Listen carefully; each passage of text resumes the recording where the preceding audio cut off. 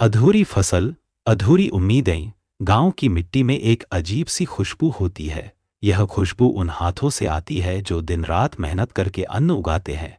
यह कहानी है रामेश्वर नाम के किसान की, जो बिहार के एक छोटे से गांव में अपनी पत्नी गौरी और दो बच्चों सीमा और राजू के साथ रहता था। सुबह सूरज निकलते ही वह बैलों को खेत दहाता। उसका सूरज निकलते ही वह बैलों को खेत में जोतने ले जाता। दिन भर पसीना बहाता और शाम को थका हारा घर लौट आता। उसका सपना बड़ा नहीं था, बस इतना कि उसके बच्चे पढ़ लिख कर गांव से बाहर निकले और एक बेहतर जिंदगी जिए। लेकिन किस्मत कभी आसान नहीं होती। पहला संघर्ष, कर्ज का बोझ। गांव में खेती आसान नहीं थी। कभी बारिश ज्यादा हो जाती, कभी सूखा पड़ जाता। रामेश्वर अक्सर सोचता, मैं जितनी मेहनत करता हूं उतना फल क्यों नहीं मिलता।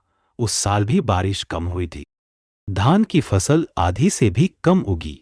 गांव के कई किसानों की तरह रामेश्वर को भी साहूकार भोलाराम से कर्ज लेना पड़ा। भोलाराम गांव का सबसे चालाक आदमी था। वह गरीब किसानों को ऊंचे ब्याज पर पैसा उधार देता और फिर सालों तक उनकी जिंदगी पर बोझ बनकर बैठ जाता।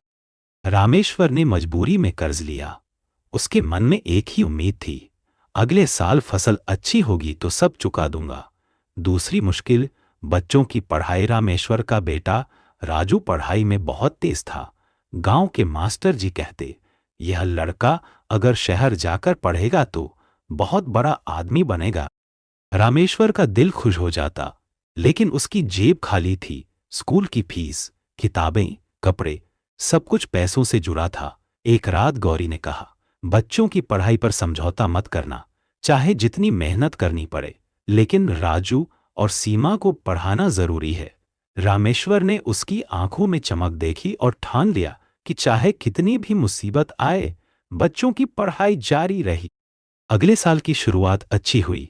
बारिश समय पर हुई, फसल भी लहलहा रही थी। गांव के लोग खुश थे। रामेश्वर रोज खेत में जाकर धान के पौधों को प्यार से देखता। उसे लगता मानो ये पौधे उसके बच्चों की तरह हों। लेकिन जब कटाई का समय आया, अचानक आंधी तूफान ने सब कुछ उजाड़ दिया। आधी से ज्यादा फसल बर्बाद हो गई।